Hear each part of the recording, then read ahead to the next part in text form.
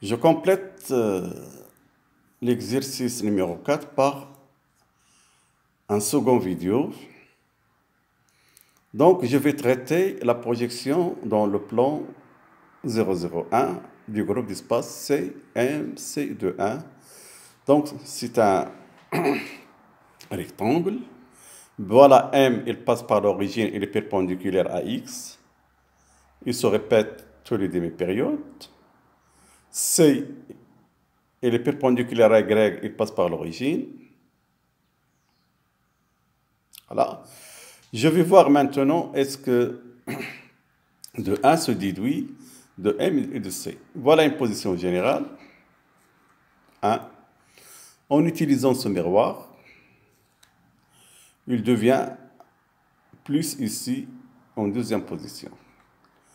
En utilisant le plan C pour la position 1, il vient ici en 1,5 plus. De même, en appliquant ce plan pour la position 2, il vient ici. Alors, ça se voit pour aller de 1 à 4, plus ici, 1,5 plus ici, il y a 2,1 au centre.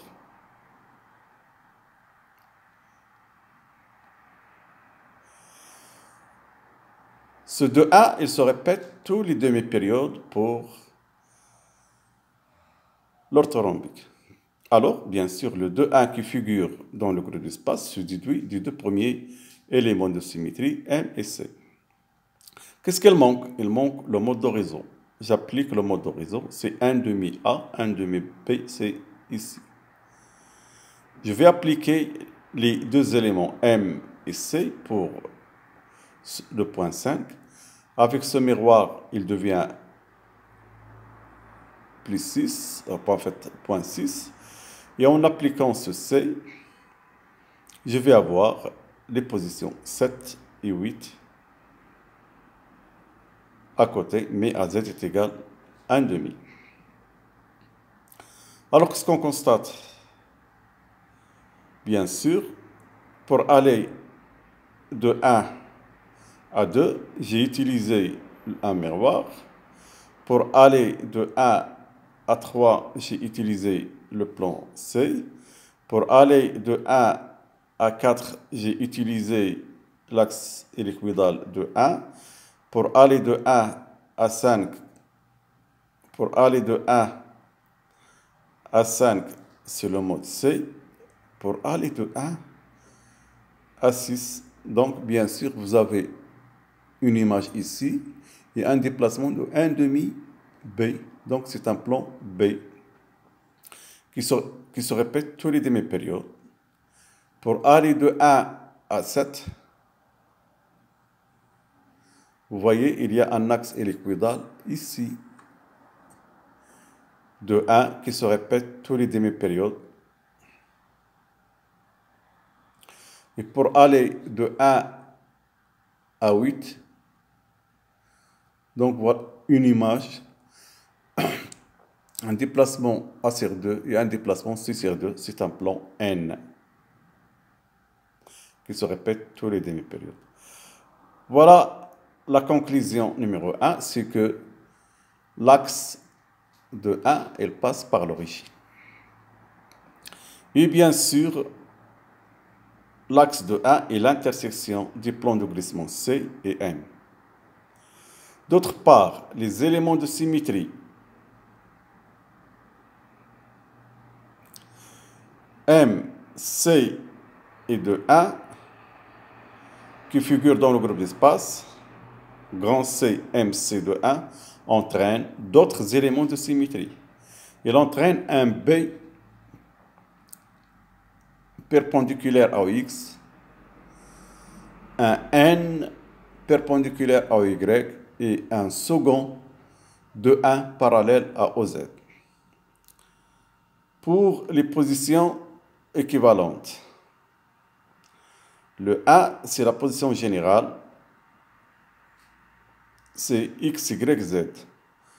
2, c'est quoi ça? ça c'est moins x, y et plus.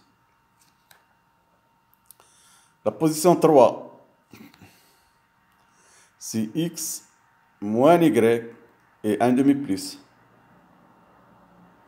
Position 4, et bien sûr, ça c'est moins x moins y, c'est-à-dire 1 moins y, 1 moins x qui va devenir moins x, moins y, et 1 demi plus, pardon, moins x, moins y, 1 demi plus z. 5, c'est 1 demi plus x, 1 demi plus y et z. 6, c'est 1 demi moins x, 1 demi plus y et z.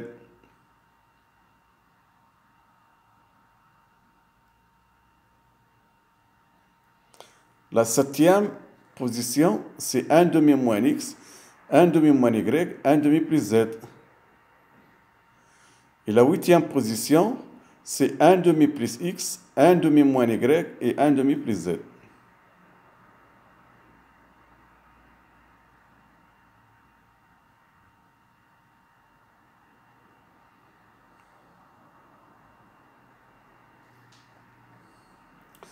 Alors maintenant, le cas particulier. Pour le groupe d'espace PNA de 1. Voilà mon axe de 1, il est à l'origine. Et bien sûr, comme j'avais dit tout à l'heure, les plans de glissement N et A sont décalés de 1 quart. Donc, N, il est décalé de 1 quart de A, se répète tous les demi-périodes, et A décalé de 1 demi B, pardon, de 1 quart de B, se répète tous les demi-périodes. Je répète, le N, il est décalé de 1 quart de A, se répète tous les demi-périodes, et A est décalé de 1 quart de B, se répète tous les demi-périodes. Et bien, pour une position générale, voilà, 1, en appliquant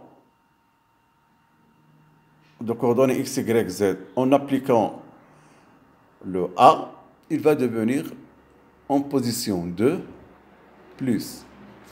Voilà, 1 plus en position 2. Donc voilà son image et le déplacement de A sur 2. En appliquant,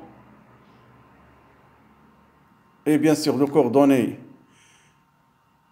1 demi plus x, 1 demi moins y et z. En appliquant maintenant pour la position 1, cette fois-ci le plan N, voilà son image, il vient ici, mais en position 1 demi plus. 1 demi plus. Voilà la position 3. De coordonnées 1 demi moins x, 1 demi plus y et 1 demi plus z. Appliquons maintenant cet axe au milieu sur 1. Vous allez avoir la position 4. Et je vais m'arrêter parce que ce groupe d'espace ne présente que 4 positions équivalentes. Et bien sûr, ici, c'est moins x, moins y, 1 demi plus z. Moins x, moins y, 1 demi plus z. Pour le cas particulier, lorsque la position se situe sur l'axe z, c'est-à-dire en position 0, 0, z. Et bien sûr, cette position-là, je remplace x et y par 0. Devient 1 demi, z. La troisième position, je remplace toujours 0 pour x et y. Ils vont devenir 1 demi, 1 demi, 1 demi plus z. Et la quatrième position va devenir 0, 0, 1 demi plus z. Pour le groupe d'espace CMC de 1, vous constatez que pour la quatrième question, déjà, l'axe de 1, il passe par l'origine. Donc, les coordonnées réduites des positions équivalentes ne changent pas. Ce sont ce qu'on a traité dans la question numéro 2. Mais pour la question 5, qu'est-ce qu'on constate? On constate que les deux coordonnées, dans le cas général, x, y, z et moins x, y, z, deviennent 0, 0, z. Pour 1 demi plus x, 1 demi plus y, z et 1 demi moins x, 1 demi plus y, z vont devenir 1 demi z en remplaçant x, y par 0. Donc, pour les positions générales x moins y, 1 demi plus z, moins x moins y, 1 demi plus z vont devenir 0, 0, 1 demi plus z.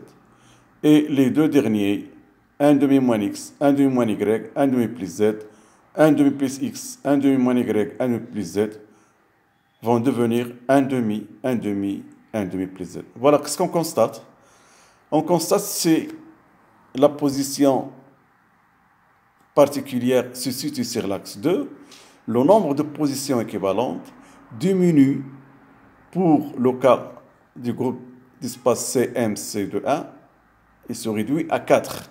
Et dans le cas du groupe d'espace PNA de 1, elle reste le même.